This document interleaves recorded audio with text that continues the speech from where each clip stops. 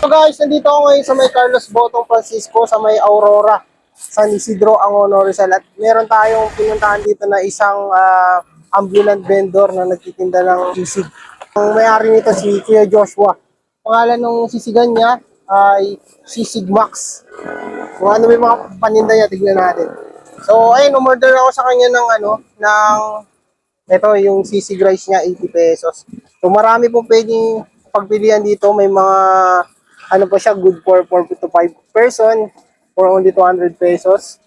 Sisig double for only 130 pesos. At meron po silang sisig barkada, pwedeng pang pulutan, ayan, for only 500 pesos. Ang lutuan niya, imbis na sa microwave, kadalasan kasi mga bibilan natin sa mga nakapwesto ay microwave yung ginagamit. Sa kanya, ayun, sa apoy talaga niluluto. Sa non-stick fry. So, yung sa ingredients siya yan, mga secret ingredients ni Kuya Joshua.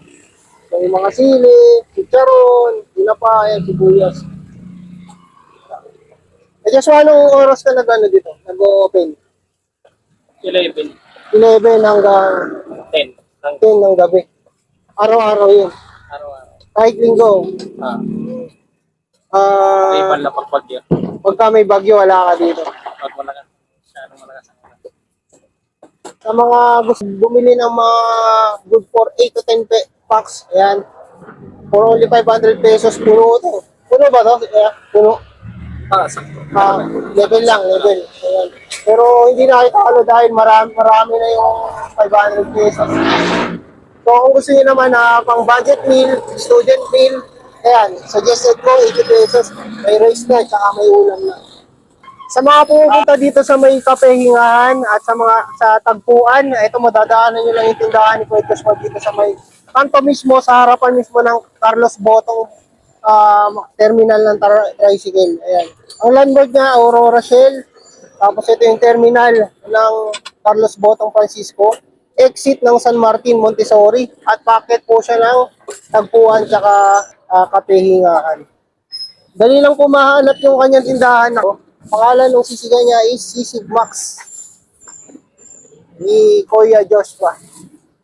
Okay, ready na tayong ating sisig rice.